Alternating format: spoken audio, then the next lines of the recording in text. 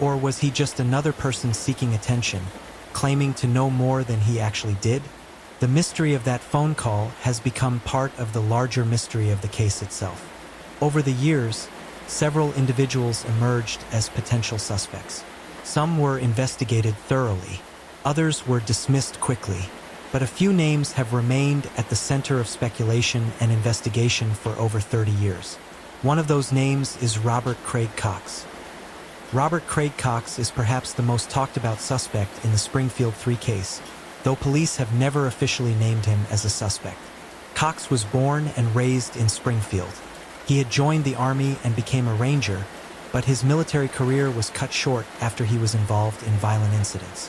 In 1985, Cox pleaded guilty to kidnapping and assault with a deadly weapon in California. He had stalked and kidnapped 2 women in separate incidents. Both women managed to escape and testified that they believed Cox intended to kill them. He was sentenced to 9 years in prison and was dishonorably discharged from the Army. While serving that sentence, Florida authorities charged Cox with the 1978 murder of Sharon Zellers, a 19-year-old woman who worked at Walt Disney World. Zellers had been found beaten to death in a motel room in Orlando where Cox and his family had been staying. The evidence against Cox was weak. He had a cut on his tongue, and hair and blood samples found near the victim were compatible with his, but the case was largely circumstantial. Nevertheless, Cox was convicted of first-degree murder in 1988 and sentenced to death. He was sent to Florida's death row, where he was housed near infamous serial killer Ted Bundy. But in 1990, in a rare ruling, the Florida Supreme Court reversed Cox's conviction. The court ruled that the evidence had created only a suspicion of guilt and was not sufficient to support a conviction. Cox was acquitted and released from death row. He was sent back to California to finish serving his sentence for the earlier kidnapping and assault convictions. He was released from prison in December 1990.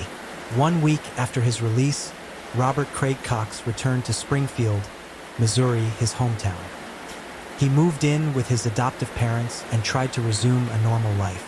He was in Springfield in June 1992 when the Springfield 3 disappeared.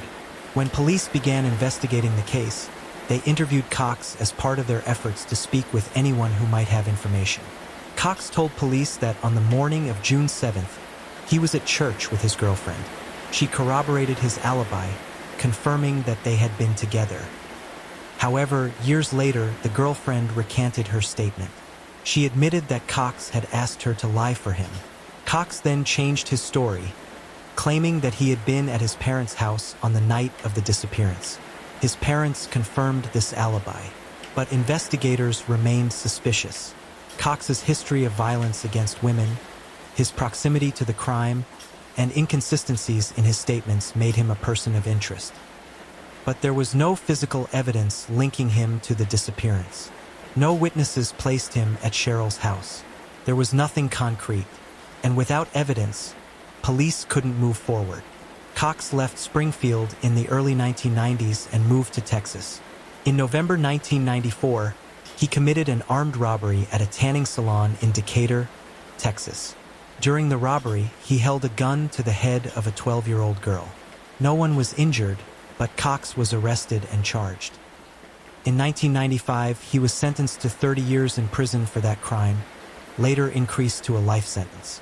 It was while he was in prison in Texas that Robert Craig Cox made the statements that would forever link him to the Springfield 3 case. In January 1996, Springfield police traveled to Texas to interview Cox in prison.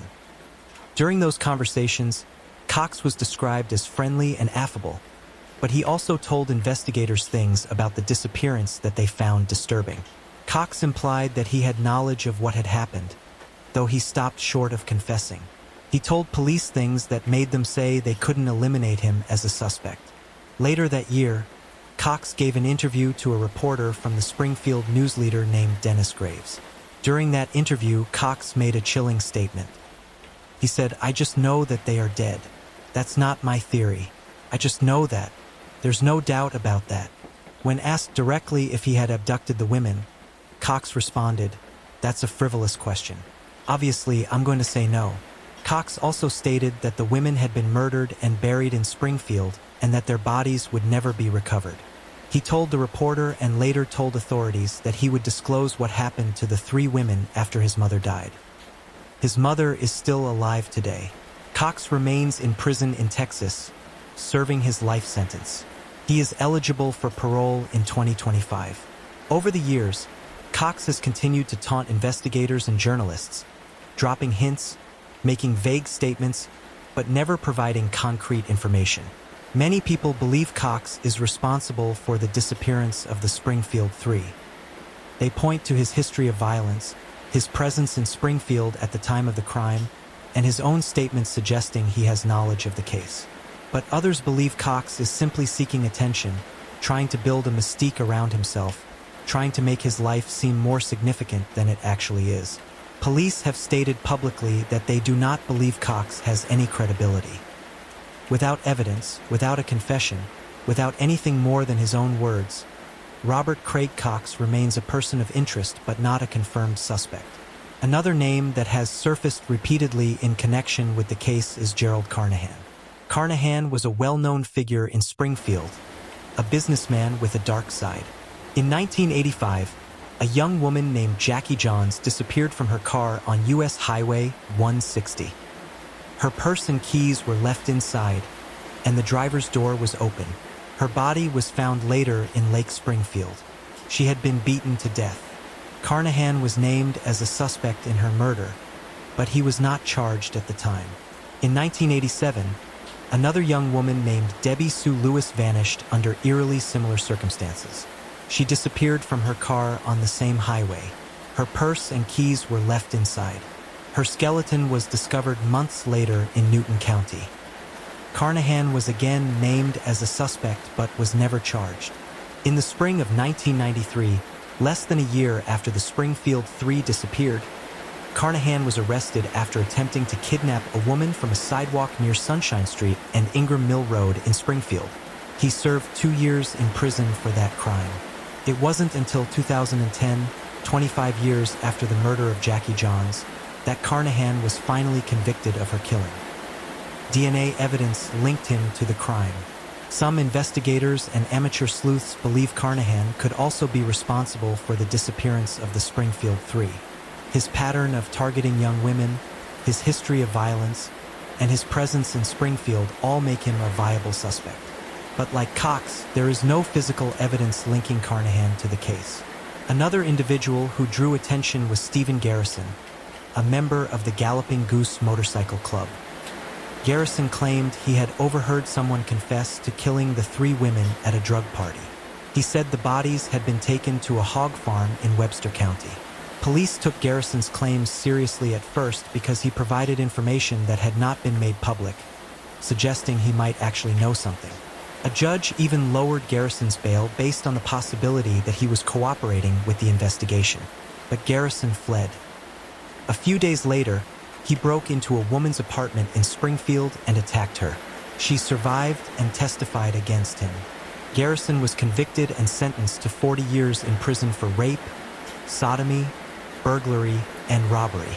Police later backed off from Garrison as a suspect, concluding that his claims were unreliable.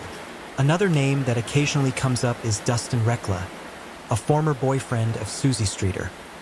Months before the women vanished, Rekla had broken into a Springfield mausoleum and stolen $30 worth of gold fillings from a skull.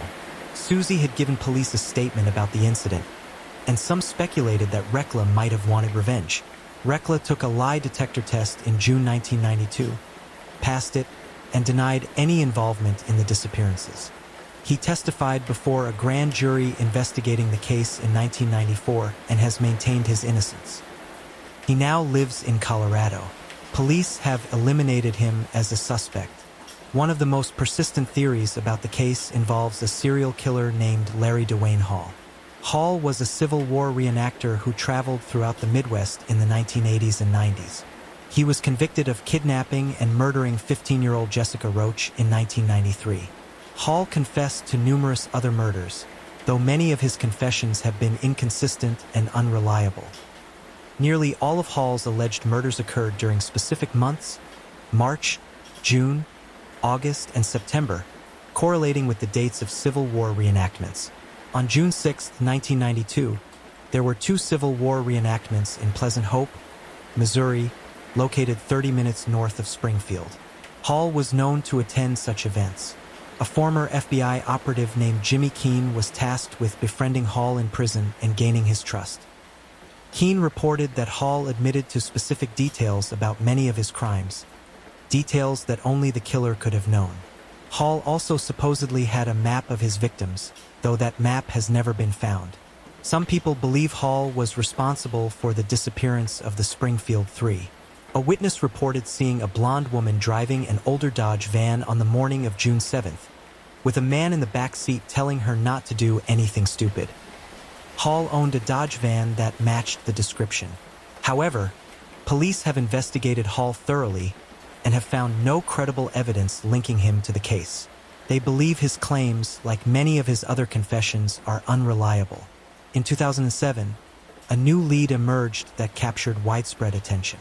A crime reporter named Kat Hebard received a tip that the bodies of the three women were buried beneath the south parking garage at Cox South Hospital in Springfield. The tipster claimed to have knowledge of the burial site, though police later stated that the tip came from someone who claimed to be psychic or to have had a dream or vision about the case. Baird invited Rick Norland, a mechanical engineer, to scan a corner of the parking garage using ground-penetrating radar. Norland's equipment detected three anomalies, roughly the same size, that he said were consistent with gravesite locations. Two of the anomalies were parallel, and the other was perpendicular, as if three bodies had been buried there. The discovery sparked renewed interest in the case. Families of the victims, particularly Janice McCall, urged Springfield police to excavate the site, but police refused.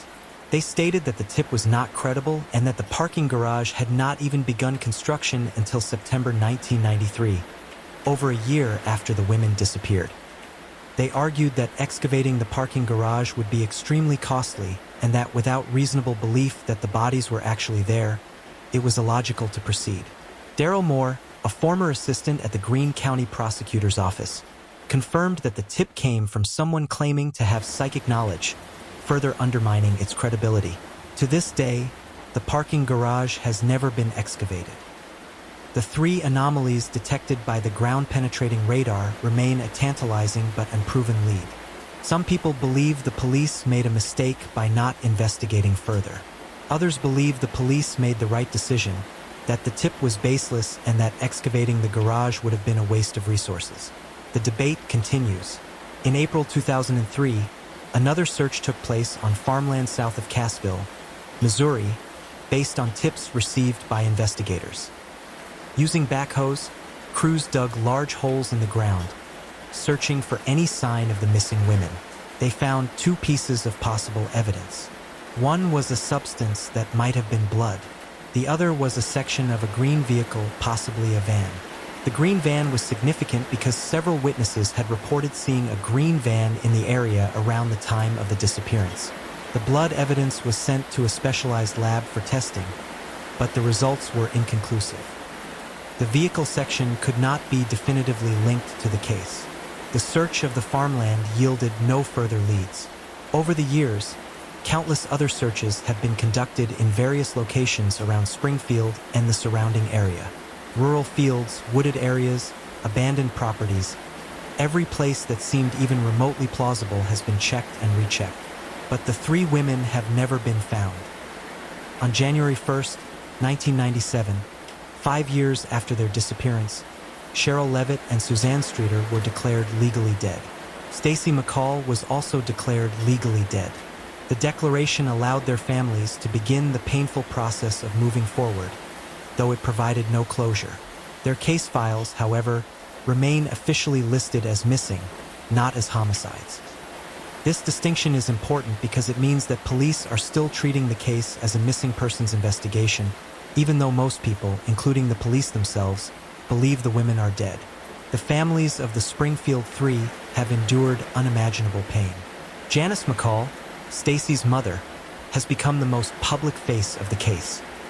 She has spent over 30 years fighting for answers, attending memorial events, speaking to journalists, appearing on television programs, doing anything she can to keep the case in the public eye. In a 2017 interview, Janice said, "I expected her home that night, the next day, maybe a couple of days afterward. Never in my wildest imagination did I ever think that it would be 25 years later, and I would be saying Stacy is still missing." Janice founded a nonprofit organization called One Missing Link, dedicated to supporting families of missing persons. She has worked with the National Center for Missing Adults and has kept Stacy's memory alive through billboards, interviews, and local events. For Janice, every day without answers is a day of torment. She doesn't know what happened to her daughter. She doesn't know if Stacy suffered. She doesn't know where her body is. She cannot bury her child. That is a pain that few people can comprehend. Deborah Schwartz, Cheryl's younger sister, has also spoken publicly about the case.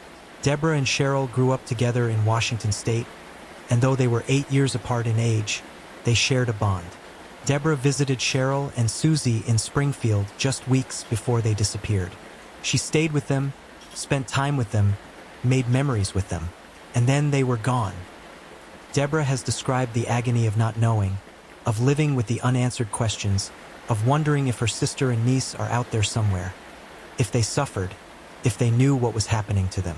Susie's older brother Bart has largely stayed out of the public eye, though he has been affected by the case in profound ways. In February 2019, Bart was arrested in Tennessee on suspicion of public intoxication, disorderly conduct, and attempted false imprisonment in an unrelated incident. Years earlier, he had been investigated as a potential suspect in his mother and sister's disappearance, but was eventually eliminated. The trauma of losing his mother and sister, combined with the scrutiny he faced as a potential suspect, took a toll on Bart's life. For all the families involved, the disappearance of the Springfield Three has been a wound that never heals. They live in a state of perpetual limbo, unable to grieve fully because there are no bodies, unable to move forward because there are no answers. The Springfield Three case has become one of the most famous unsolved missing persons cases in American history. It has been featured on countless television programs, including Unsolved Mysteries, Disappeared, and Dateline. Books have been written about it. Podcasts have dissected every detail. True crime enthusiasts and amateur sleuths have devoted countless hours to analyzing the evidence, developing theories, and trying to solve the case. Online forums and social media groups dedicated to the Springfield Three have thousands of members, all sharing information, debating suspects, and hoping that one day, somehow, the mystery will be solved. But despite all the attention, despite all the effort, despite more than 30 years of investigation, the case remains unsolved. 3 women vanished from a house in the middle of the night, and no one knows who took them or why. No one knows where their bodies are. No one knows the truth. So what happened to Cheryl Levitt, Suzanne Streeter, and Stacy McCall? That is the question that has haunted Springfield for over 3 decades. There are many theories, some more plausible than others. One theory is that the women were targeted by someone they knew, someone who had access to the house, someone who knew Cheryl's routine, someone who might have had a key or knew the house would be unlocked. This theory suggests that the perpetrator entered the house quietly, possibly with a weapon, and forced the 3 women to leave without a struggle. The shattered porch light could have been broken during the abduction, either by accident or as part of a struggle. The women were then taken somewhere, killed, and buried. This theory aligns with the statements made by Robert Craig Cox, who claimed the women were murdered and buried in Springfield and that their bodies would never be recovered. If Cox is telling the truth, then the women are somewhere in or around the city, buried in a location that only the killer knows. But there are problems with this theory. If the women were taken by someone they knew, why didn't the dog bark? Why didn't the neighbors hear anything? And if the perpetrator had a key or knew the house would be unlocked, why was the porch light broken? Those questions remain unanswered. Another theory is that the women were the victims of a random crime, a home invasion gone wrong. Perhaps someone was burglarizing homes in the neighborhood and chose Cheryl's house as a target. When the burglar encountered 3 women inside, he panicked and abducted them to prevent them from identifying him. This theory would explain why the crime scene was relatively undisturbed. why there were no signs of a prolonged struggle, and why the women's belongings were left behind. The perpetrator wasn't interested in stealing anything. He was interested in covering his tracks. But this theory also has problems. If the crime was random, it's unlikely the perpetrator would have been able to control 3 women simultaneously without making noise or attracting attention. And if the women were taken to prevent them from identifying the burglar, why weren't they killed at the scene? Good evening and welcome once again to this quiet space where real stories from the past find their moment to be told with calm. Tonight, we're going to talk about a case that shocked Spanish high society in August 1980, the murder of the Marquesas of Urquio, a crime that revealed dark secrets behind elegant doors. Before we begin, I'd like to ask you to share in the comments where you're joining us from tonight. Write your city, your country, what time it is for you. It's beautiful to know that in different places around the world, someone else is seeking these stories to rest. If you enjoy this content, narrated softly to help you relax, consider subscribing to the channel. Turn on notifications. And if you know someone else who seeks quiet stories, share this video. A like helps us greatly to reach more people who need this space of calm. Now get comfortable, take a deep breath, close your eyes if you wish, and let me take you to Madrid in 1980, to a mansion in the Salamanca district, where wealth and mystery met in a fatal way. The mansion on Lucana Street in Madrid's Salamanca district was imposing. Built at the beginning of the 20th century with a stone facade, tall windows, carved wooden doors. It was the type of building where Madrid's aristocracy lived. On the first floor lived the Marquesas of Urquio. Javier de Urquio, 74 years old, and his wife Maria de la Esperanza, 73. An elderly couple from one of Spain's most important families. The Urquio surname had history, power, money. They were bankers, aristocrats with connections in the highest circles of Spanish society. Javier was a serious man, educated, of the old school. He had dedicated his life to the family business, to maintaining the surname with dignity. Maria de la Esperanza was an elegant lady, discreet, who moved in the appropriate social circles. They lived quietly in their mansion, surrounded by art, antique furniture, a lifetime of privilege. They had employees who took care of the house. They received visits from family and friends of their same social level. But there was something else in that mansion, something very few knew. The Marquesas had a nephew, Rafael Escobedo, who had lived with them for years. Rafael was 28 years old. He was the son of Javier's sister who had died when Rafael was young.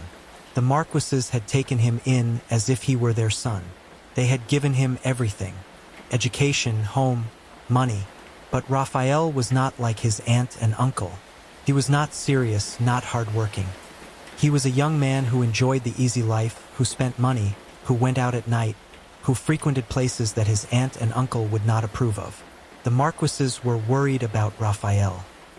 They had talked with him several times about his behavior, about his future. But Rafael did not listen. And in the summer of 1980, that tension was about to explode. August 1st, 1980 was a hot Friday.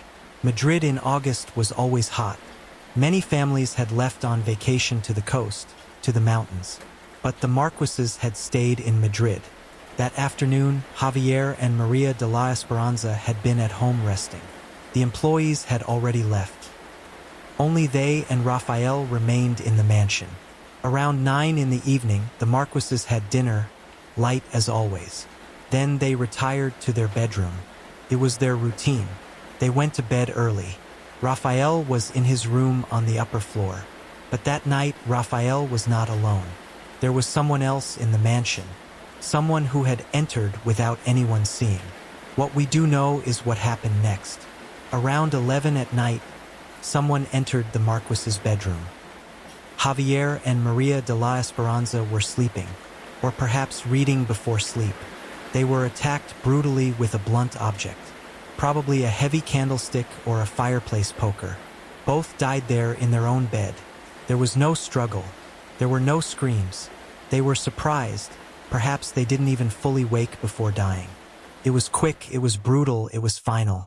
And after the crime, the killer or killers left. They closed the door, left the mansion in silence. And the night continued as if nothing had happened. The morning of Saturday, August 2nd, dawned sunny.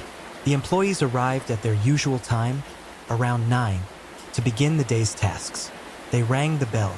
No one answered. That was strange. The Marquises were always awake at that hour. They used their key. They entered the house. Everything seemed normal, orderly, quiet. They called out, "Don Javier, Dona Esperanza." There was no response. They went up the stairs. They approached the bedroom. The door was closed. They knocked. Nothing. One of the employees opened the door, and what he saw left him paralyzed. The Marquises were in bed, motionless.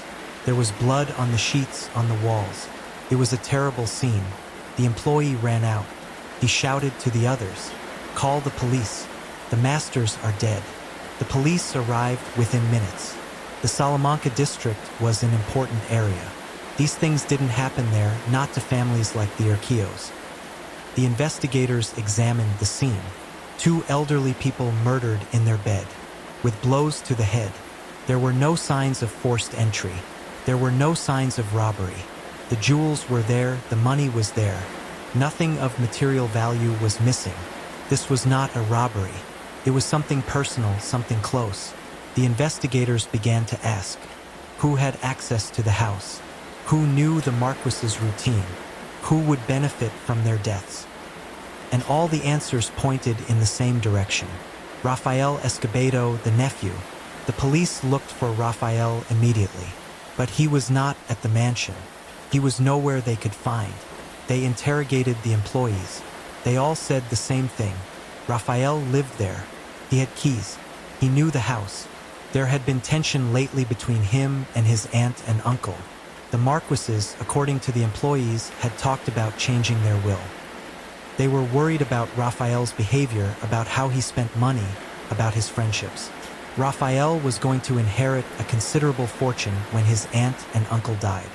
But if they changed the will, that would change everything. The police began to build the theory. Rafael knew that his aunt and uncle were considering disinheriting him, and he decided to act before it was too late. But there was a problem. They couldn't find Rafael. He had disappeared completely. They put his photo in all the newspapers, in all the police stations. They alerted airports, train stations, ports. But Rafael seemed to have vanished. Days passed. The media pressure was enormous. The Urquillos were an important family. This was national news. Everyone wanted to know who had killed the Marquises. And then, a week later, a call came to the police. A man who wouldn't give his name said he knew where Rafael was. The police followed the lead, and they found Rafael hidden in an apartment on the outskirts of Madrid, living with a friend who had helped him hide. They arrested him without resistance. Rafael knew he couldn't escape forever. At the police station, under interrogation, Rafael finally confessed. He said yes, that he had killed his aunt and uncle, but that he had not been alone, that he had had help. He mentioned an accomplice, but the details were always confusing. Some reports said it was a close friend, others that it was someone Rafael had hired. It was never completely clear. What was clear was that Rafael Escobedo, the nephew, the heir, had murdered the 2 people who had given him everything. Rafael Escobedo's trial began in 1981. It was a media trial. The newspapers covered every detail. Madrid's high society was shocked. How was it possible that a nephew would murder his own aunt and uncle? How could someone kill for money the people who had raised him? Rafael's defense tried to argue that he had had mental problems, that he had been under pressure, that he had not acted rationally. But the prosecution presented clear evidence. Rafael had planned the crime. He had waited for the moment when the employees were not there. He had acted with premeditation. And most damning, Rafael had confessed with details that only the killer could know. The jury found him guilty. Rafael Escobedo was sentenced to 30 years in prison for double murder. He served his sentence in various Spanish prisons. He was released on parole years later when he was already an older man. He tried to disappear from public life. He changed his identity, moved far from Madrid. The mansion on Lucana Street was sold by the family. No one wanted to live there after what had happened. The building changed owners several times. Today, it is a residential building divided into apartments. The Urquio family never fully recovered from the tragedy. Not only had they lost two beloved members, they had also discovered that someone of their own blood was capable of something so terrible. The crime of the Marquesas of Urquio reminds us that wealth does not protect from tragedy. That privilege does not guarantee security. That sometimes danger comes from where we least expect it. Javier and Maria de la Esperanza had lived long lives, full lives. They had raised their nephew Rafael as if he were their son. They had given him love, home, future, and he, out of greed, out of impatience, for reasons that perhaps even he himself did not fully understand, took their lives. Two people in their 70s murdered in their own bed, in their own home by someone they trusted. It is a story that makes us reflect on human nature, on greed, on how money can corrupt even the strongest family ties. Tonight we have remembered Javier de Urquio and Maria de la Esperanza. Two long lives ended brutally by someone who should have protected them. If this story accompanied you tonight, let us know in the comments where you're listening from. Share your city, your country, your local time. Don't forget to subscribe for more real stories from the past.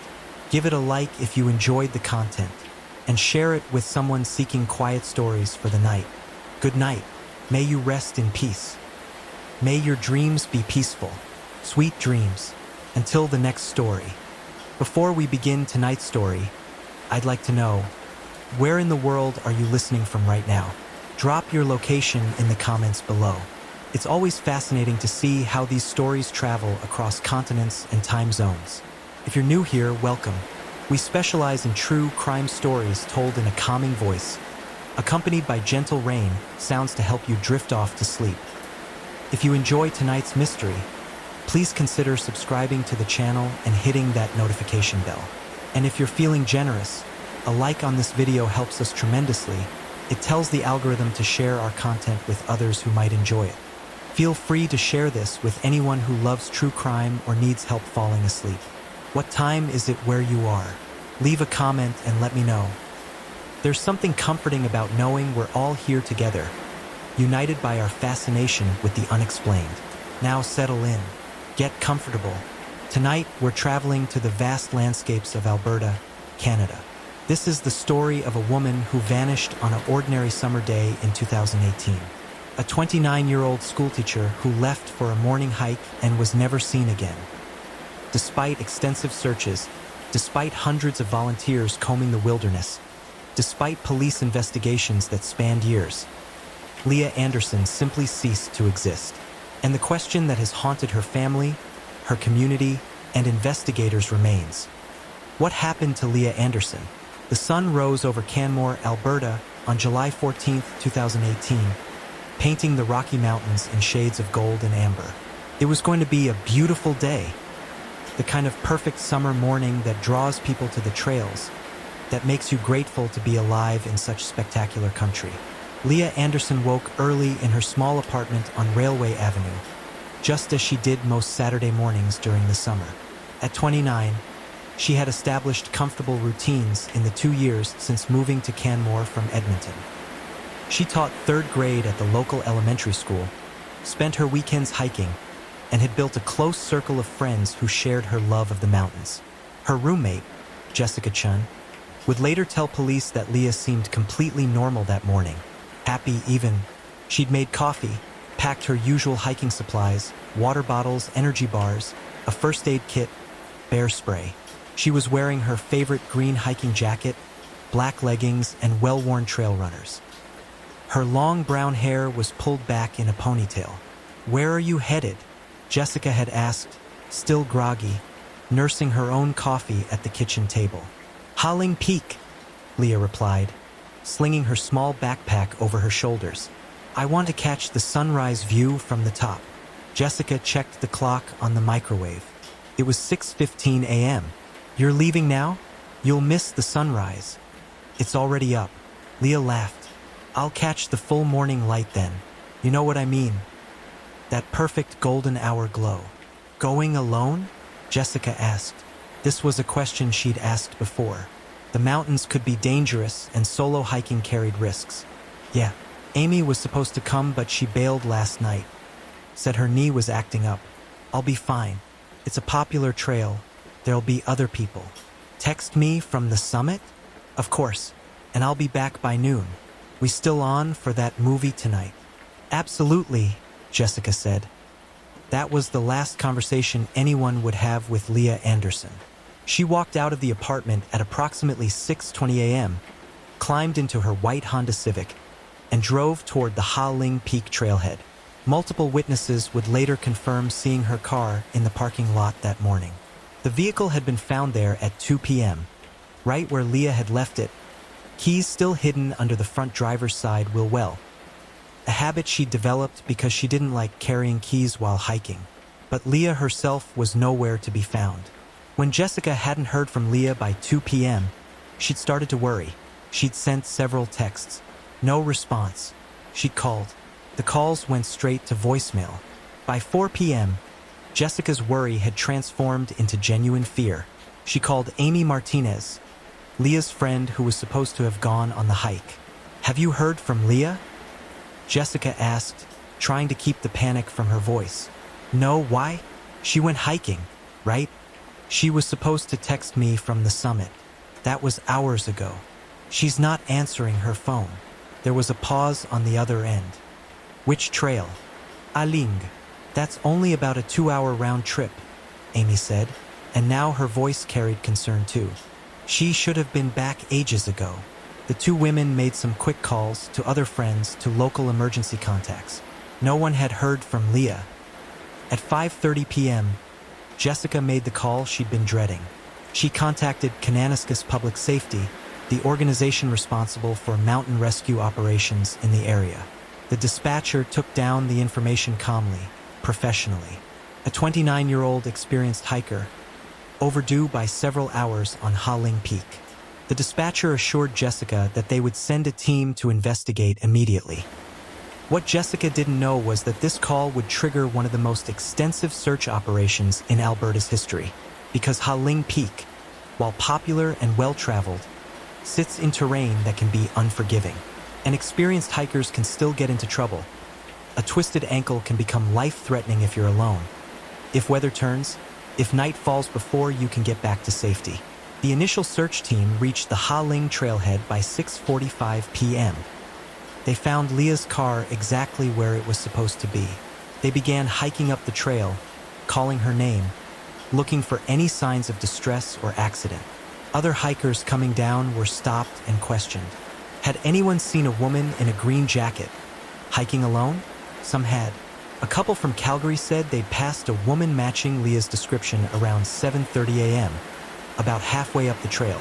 She'd been hiking at a good pace, had seemed fine, had even smiled and said good morning. A solo male hiker said he'd seen someone who might have been Leah near the summit around 8:15 a.m., though he couldn't be completely certain.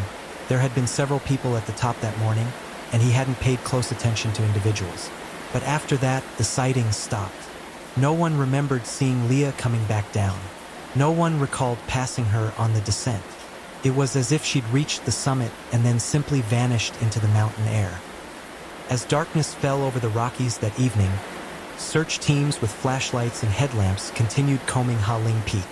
They reached the summit, searched the surrounding areas, looked for any sign of where Leah might have gone. They found nothing. No torn clothing caught on branches. No dropped items. No signs of a struggle or a fall. No blood. No disturbed earth. No indication that anything had gone wrong. By midnight, the temperature had dropped to near freezing.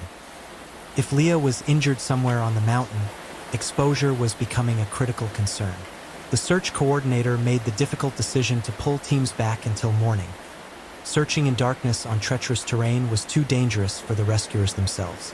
They would resume at first light with expanded resources. Jessica Chun spent that night in Leah's apartment, unable to sleep, staring at her phone, willing it to ring with news. But the phone stayed silent. And somewhere out in the vast darkness of the Canadian Rockies, Leah Anderson's fate remained a terrifying unknown. What had happened after she reached the summit? Had she fallen? Been injured? Taken a wrong turn on the descent? Or had something else occurred? Something no one had yet considered? The answers lay somewhere in the mountains, but the mountains were keeping their secrets. Dawn broke on July 15, 2018, and with it came a massive mobilization of search resources. Kananaskis Public Safety coordinated with Royal Canadian Mounted Police, local volunteer search and rescue teams, and specialized mountain rescue units from across Alberta. By 7 a.m., over 50 searchers were deployed on and around Ha Ling Peak. The search was methodical and thorough. Teams were assigned specific grid sections. Helicopters equipped with thermal imaging cameras swept the area, looking for any heat signature that might indicate a person. Dog teams trained in finding lost hikers worked the trails and surrounding wilderness. The operation was everything you'd want if someone you loved was missing in the mountains. Professional, comprehensive, relentless. But as hours turned into days, the search yielded nothing. No trace of Leah Anderson. RCMP Corporal David Marsh took over the investigation on the second day. He was an experienced officer who had worked missing persons cases for over 15 years. He knew the statistics. Most lost hikers were found within 48 hours, usually suffering from nothing worse than dehydration and embarrassment. But there were exceptions. Cases where people simply vanished, where the wilderness swallowed them whole. Marsh established a command post at the trailhead parking lot. He interviewed Jessica Chun extensively, trying to understand Leah's state of mind, any recent concerns or unusual behavior. Jessica was adamant. Leah had been completely normal, happy, planning for the future. She just signed a new contract with the school for the upcoming year. She'd been talking about a trip to Japan she wanted to take in the spring. There was no indication she was depressed or contemplating harming herself.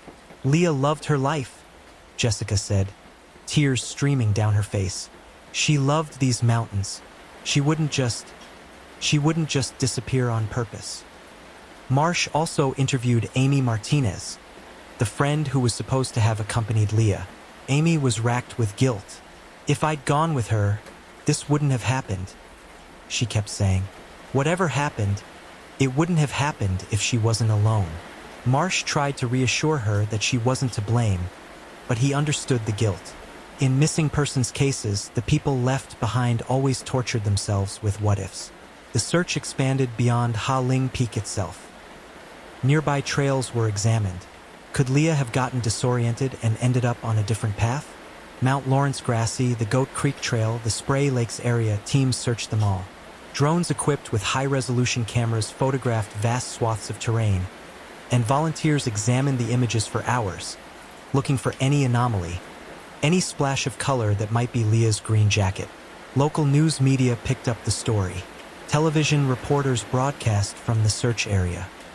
Newspapers ran articles with Leah's photograph, a pretty young woman with warm brown eyes and a bright smile, wearing that green hiking jacket in a photo taken just weeks before her disappearance. The story resonated with people across Canada. She could have been anyone's daughter, sister, friend.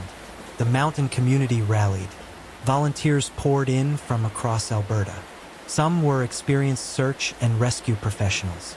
Others were simply concerned citizens who wanted to help. At the height of the operation, over 200 people were involved in the search, covering an area of approximately 50 square kilometers. Leah's parents, Richard and Patricia Anderson, drove down from Edmonton on July 16th. Corporal Marsh met with them at the command post, a meeting he would later describe as one of the most difficult of his career. How do you tell parents that their daughter has vanished without a trace? That despite every resource being deployed, despite the best efforts of hundreds of people, you have no answers? Richard Anderson was a retired engineer, analytical and precise. He wanted details, exact search areas, methodologies, what evidence had been found or ruled out. Patricia Anderson, a nurse, asked different questions. Was Leah suffering? Was she scared? Was she calling for help somewhere that no one could hear? Marsh couldn't answer any of their questions satisfactorily. The truth was, he had no idea what had happened to Leah Anderson, and that uncertainty was torture for everyone involved. On July 18th, the fourth day of the search, a small breakthrough occurred. A hiker reported finding a water bottle on a scree slope approximately 300 meters from the Ha Ling Peak summit. The bottle was a distinctive purple color with stickers on it. Jessica identified it immediately. It was Leah's. She'd had that bottle for years, had covered it with stickers from national parks she'd visited. The discovery gave the search teams a specific location to focus on. The scree slope was on the north side of Ha Ling, not on the standard trail route. It was terrain that hikers sometimes traversed if they wanted to explore or were attempting to reach a different viewpoint. But it was also treacherous, loose rock, steep angles, easy to slip on. Teams scoured the area around where the water bottle was found. They looked for signs that Leah had fallen, that there had been a rock slide, that she'd been injured. They rappelled down cliff faces below the scree slope, searching crevices and overhangs where a body might have fallen. They found nothing, no other belongings, no signs of blood or disturbance, just the water bottle sitting on the rocks as if it had been placed there deliberately. How had the bottle ended up there? Had Leah set it down while exploring and then moved on? Had she dropped it while scrambling across the scree? Or had someone else moved it there after the fact? The discovery raised more questions than it answered. As the search entered its second week, the reality of the situation began to sink in. Despite the unprecedented effort, despite the technology and expertise and sheer determination of hundreds of people, Leah Anderson remained missing. The wilderness had taken her, and it was refusing to give her back. On July 25th, after 12 days of intensive searching, Kananaskis Public Safety made the difficult decision to scale back operations. Active searching would be reduced to intermittent follow-up investigations based on any new information. The reality was that they had searched everywhere they could reasonably search. If Leah was on Ha Ling Peak or in the immediate surrounding area, they would have found her. The announcement devastated Leah's family and friends. Scaling back felt like giving up, even though logically they understood that resources were finite, that searchers couldn't stay in the field indefinitely. But emotionally, it felt like abandonment, like they were leaving Leah out there alone. Jessica Chun spoke to reporters, her voice breaking. "Please don't forget about Leah. Please keep looking. She's out there somewhere. She needs to be found. She needs to come home." But where was she? That was the question that tormented everyone involved. If Leah had fallen or been injured on Ha Ling Peak, the searchers would have found evidence. If she'd become lost and disoriented, she would have been located by the aerial searches and thermal imaging. If she'd been attacked by wildlife, a bear or a cougar, there would have been signs of struggle, blood, torn clothing. Instead, there was nothing, just a water bottle on a scree slope and 1,000 unanswered questions. Corporal Marsh lay awake at night, running through possibilities. Had Leah staged her own disappearance? It seemed impossible. Her life was good. She had no debts or troubles that anyone knew of, and her belongings and identification were still in her apartment. Had she been abducted from the mountain? By whom? For what purpose? The timing would have been nearly impossible. She'd been seen near the summit in broad daylight on a popular trail. Abducting someone under those circumstances without witnesses would require remarkable audacity or luck. The most likely scenario, Marsh believed, was that Leah had suffered some kind of accident. Perhaps falling into an area that the searchers had somehow missed, perhaps being buried by a rock slide, perhaps slipping into a crevice or water feature that wasn't visible from above. The mountains were vast and unforgiving. They could hide a person frighteningly well. But believing something and proving it were two different things. Without evidence, without a body, without any concrete indication of what had occurred, the disappearance of Leah Anderson remained an open wound for everyone who knew her and for the community that had tried so hard to bring her home. As the physical search wound down, Corporal Marsh shifted his focus to the investigative aspects of the case. He began digging into Leah's life with the thoroughness that missing persons cases demand. Sometimes, understanding where someone is requires understanding who they are. Leah's digital footprint was examined. Her laptop, her phone records, her social media accounts, all were analyzed by forensic specialists. What they found was exactly what everyone who knew Leah expected: a normal, happy life.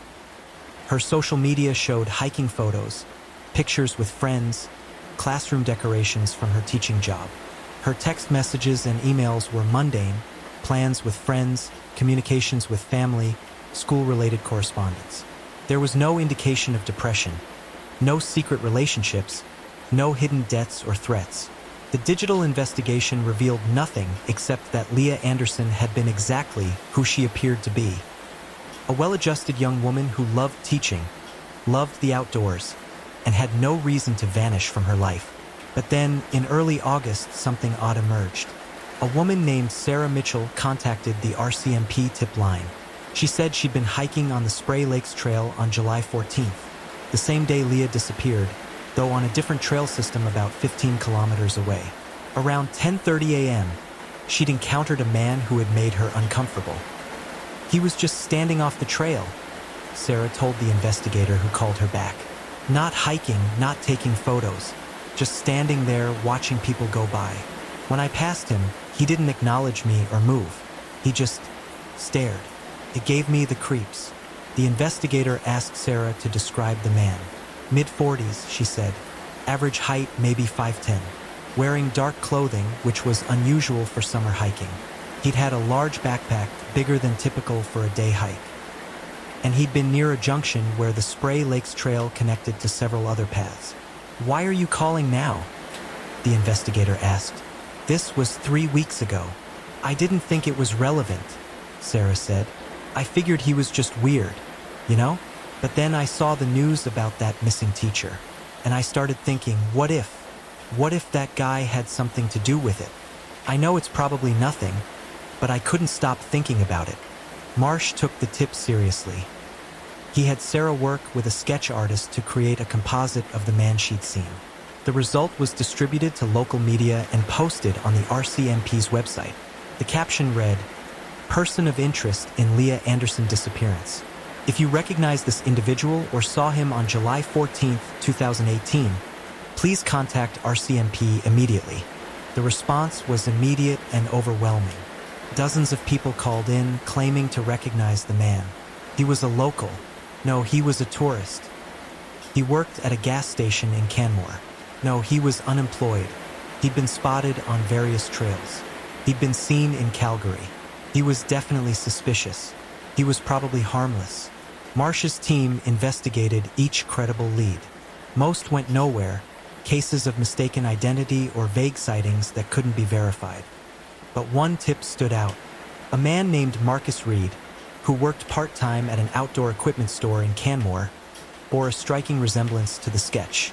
Reed was brought in for questioning on August 12th.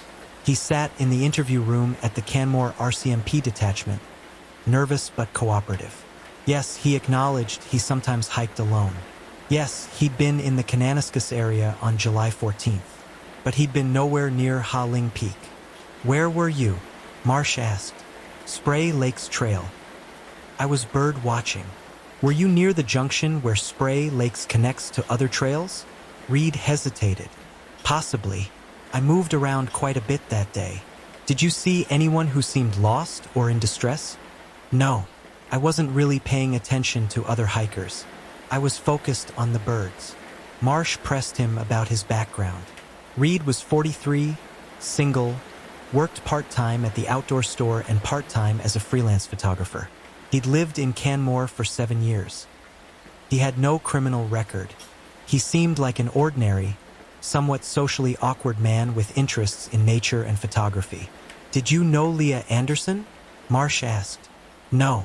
I mean, I saw her picture on the news after she went missing. But I never met her." "You're sure about that?" "Yes, I'm sure." Marsh had Reed's electronics seized for forensic examination. His computer, his phone, his cameras. If Reed was involved in Leah's disappearance, there might be evidence. Photos taken near Ha Ling Peak. Internet searches about the case. Something incriminating. The forensic analysis took 2 weeks.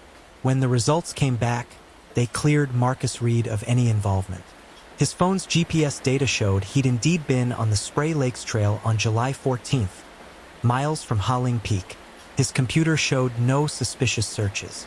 His photos from that day were all of birds and landscapes, time-stamped and geotagged to locations far from where Leah disappeared.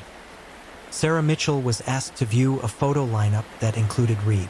She couldn't positively identify him as the man she'd seen.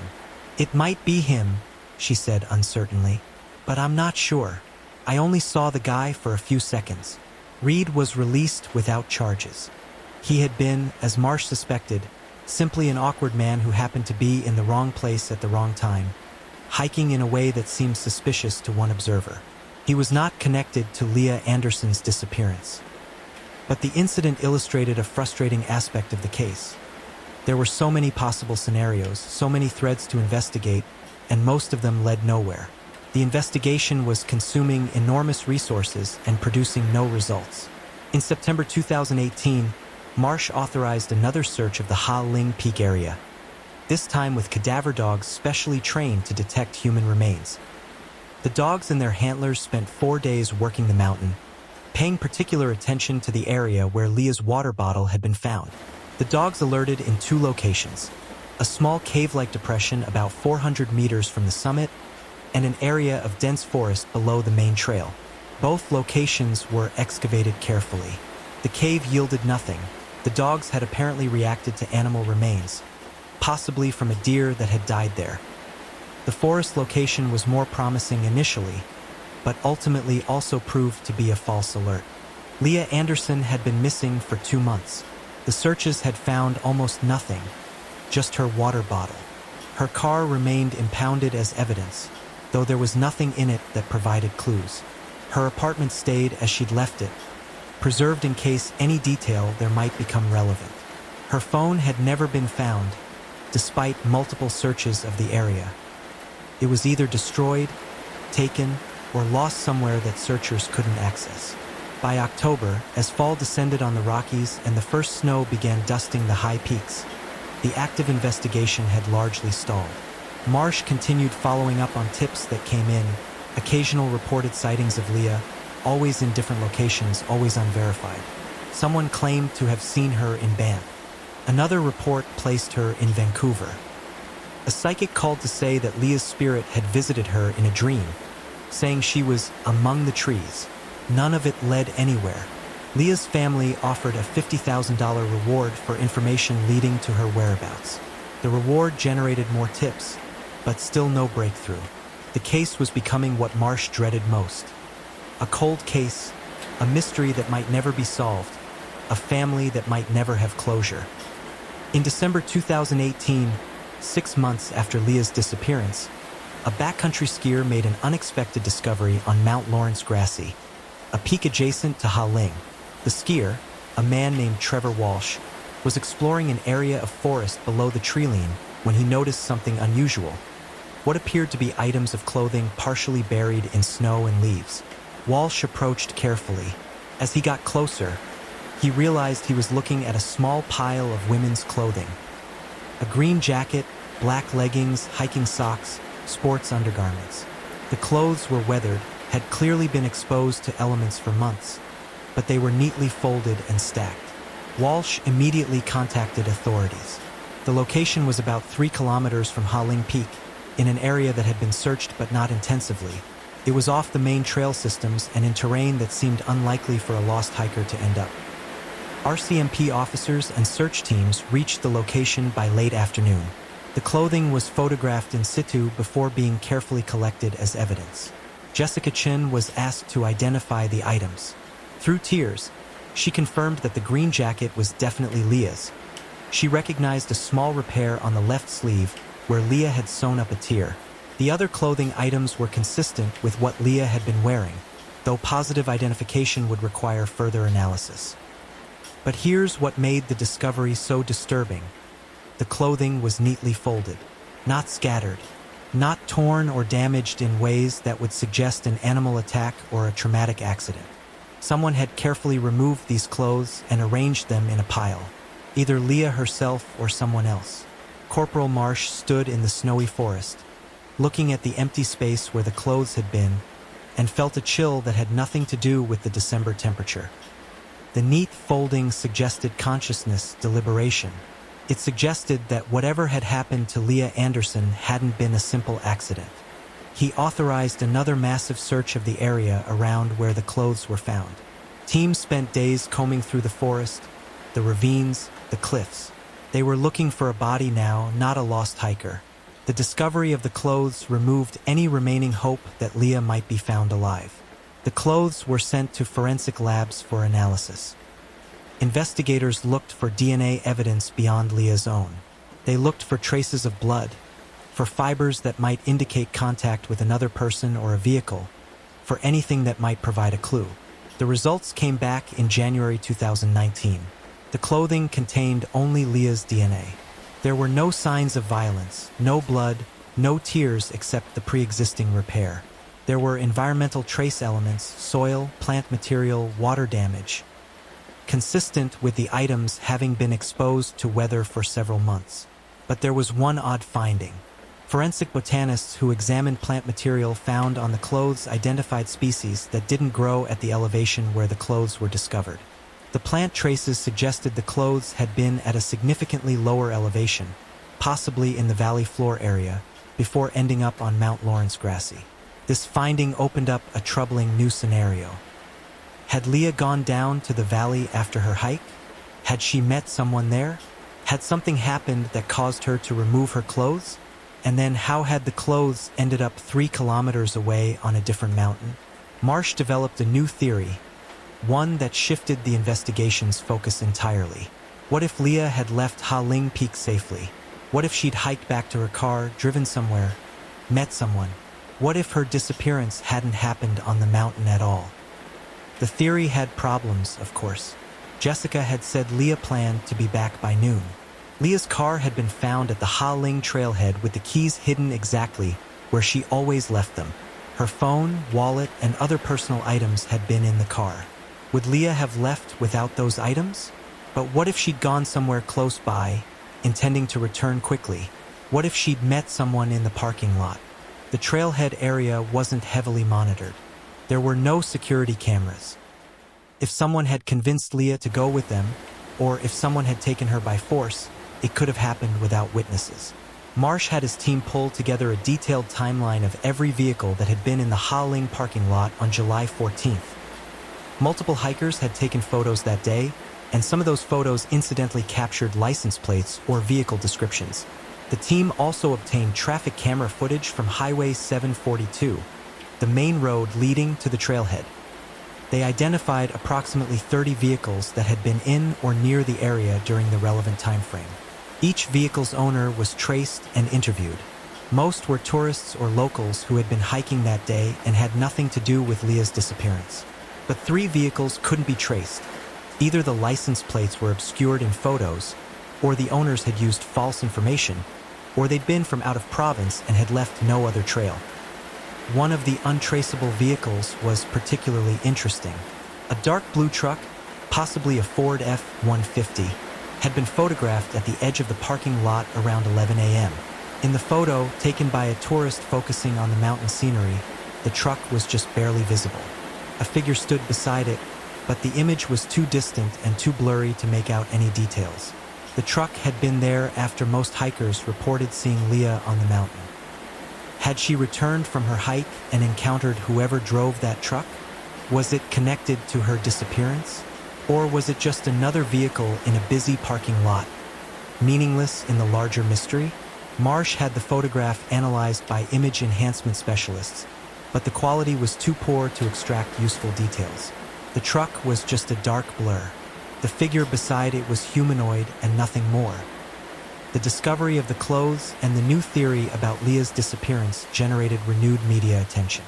Television news programs ran updated segments. True crime podcasters dissected the case, offering their own theories. The story of Leah Anderson's vanishing had taken a darker turn, from a hiking accident to something potentially more sinister. Leah's parents appeared on national television, begging for information. Patricia Anderson's plea was heartbreaking. Someone knows what happened to our daughter. Someone out there has information. Please, if you know anything, come forward. We just want to bring Leah home. We need to bring our girl home. The reward was increased to $100,000. Tips flooded in again, each one investigated, each one leading nowhere. The case had become one of Canada's most discussed missing persons mysteries, but discussion didn't equal resolution. Leah Anderson was still missing, and with each passing month, the likelihood of finding her alive or even finding answers diminished. In March 2019, 9 months after Leah's disappearance, a man named Daniel Frost contacted the RCMP with information he said he should have reported sooner. Frost was a long-haul truck driver who frequently traveled through Alberta. He claimed that on July 14, 2018, he had seen something strange on Highway 742, not far from the Ha Ling Peak turnoff. "I was heading south," Frost told Corporal Marsh during their interview. "It was around 11:30 in the morning. I saw a woman on the side of the highway, near a pullout. She was with a man, and they seemed to be arguing. Not violently, but she looked upset. I almost stopped, but then they both got into a truck and drove off. I figured it was just a couple having a disagreement." "Can you describe the woman?" Marsh asked, his interest sharpening. "She had dark hair in a ponytail. She was wearing..." "I'm not sure about the clothes. Hiking clothes, I think. The detail I remember most is that she seemed distressed. The guy was doing most of the talking. And the man, older than her, maybe late 30s, early 40s. He was wearing dark clothes. Baseball cap, I think. That's all I remember. I was driving past. Only saw them for a few seconds." "What about the truck?" "Dark colored. Blue or black, maybe. It was a pickup truck, I'm pretty sure. I couldn't tell you the make or model." Marsh felt a surge of excitement. This description matched the mysterious truck from the parking lot photograph. But his excitement was tempered by caution. Frost was reporting this 9 months after the fact. Why had he waited so long? "I didn't connect it to the missing woman until recently," Frost explained. "I've been on the road constantly. I don't follow the news much, but I was in a truck stop in Calgary last week, and there was a poster about Leah Anderson with her photo. When I saw it, I got this feeling like I'd seen her before. Then I remembered that day on Highway 742. I thought about it for a few days, worried I might be wrong, might waste your time, but I couldn't shake the feeling that I needed to call." Marsh asked Frost to work with a forensic artist to create a sketch of the man he'd seen. The resulting image was generic, middle-aged, unremarkable features, baseball cap obscuring details. Could have been thousands of men. But Frost's account was important for another reason. If accurate, it placed Leah on Highway 742 around 11:30 a.m., well after she would have completed her hike and returned to the parking lot. It supported Marsh's new theory that whatever happened to Leah had occurred after she left the mountain. The challenge was verifying Frost's story. Were there other witnesses who had seen a woman and man arguing on the highway that day? Were there traffic cameras that might have captured the scene? Marsh had his team investigate, but the results were frustratingly inconclusive. No traffic cameras covered that particular stretch of highway. No other witnesses came forward despite public appeals. There was another problem with Frost's account. If Leah had been in distress on the highway, why hadn't she called for help? Her phone had been in her car. Unless she hadn't returned to her car. Unless someone had intercepted her before she reached the parking lot. But that created more questions than it answered. Marsh decided to explore a different angle. He had his team analyze cell tower data from July 14th. Leah's phone had last pinged a tower near Ha Ling Peak at 8:47 a.m., consistent with her being at or near the summit. After that, nothing. The phone had either been turned off, destroyed, or had lost signal. But what about other phones in the area? Could they identify any phone that had been near Ha Ling Peak in the morning and then moved to the highway location where Frost claimed to see the argument? The analysis took weeks and produced hundreds of candidate phones. Tourists, locals, people passing through. Most could be eliminated through investigation. None stood out as obviously connected to Leah's disappearance. In April 2019, another searcher, this time a mountain biker exploring trails near Spray Lakes, found an item that reignited hope. It was a cell phone, severely damaged by weather exposure. The phone was brought to RCMP, and forensic technicians worked to determine if it was Leah's. The phone's internal identification had been corroded by water damage, but they were able to extract partial data. The phone had last been active on July 14, 2018.